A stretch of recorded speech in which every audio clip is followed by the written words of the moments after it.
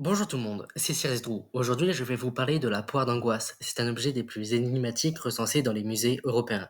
La poire d'angoisse, aussi appelée poire de torture, occupe une place à part. Sa forme étrange, son mécanisme sinistre et sa réputation sulfureuse ont permis à nourrir l'imaginaire collectif. Mais que sait-on réellement de cet objet? Eh bien, la poire est un petit dispositif métallique composé de plusieurs lobes articulés. Lorsqu'on tourne une vis située à sa base, ces lobes s'ouvrent vers l'extérieur, élargissant l'objet progressivement. Le principe est simple, mais potentiellement destructeur.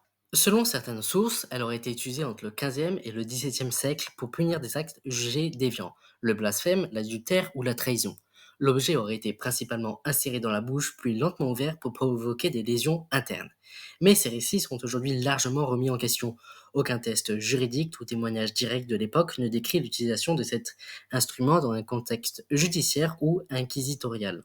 De plus, la majorité des exemplaires conservés datent du XIXe siècle, une période marquée par un regain d'intérêt pour le macabre et la reconstitution des horreurs supposées du Moyen Âge. Certains historiens avancent que ces objets auraient pu avoir une autre fonction médicale ou symbolique. D'autres y voient des fabrications tardives destinées à alimenter une vision noire et exagérée de l'époque médiévale. En l'état actuel des recherches, la poire de torture demeure un objet controversé. Elle illustre à la fois notre fascination pour les pratiques punitives du passé et les limites de l'interprétation historique. J'espère que la vidéo vous a plu, n'hésitez pas à liker et à vous abonner et dites-moi ce que vous en avez pensé dans les commentaires. C'était Cyrus Drou, bonne journée.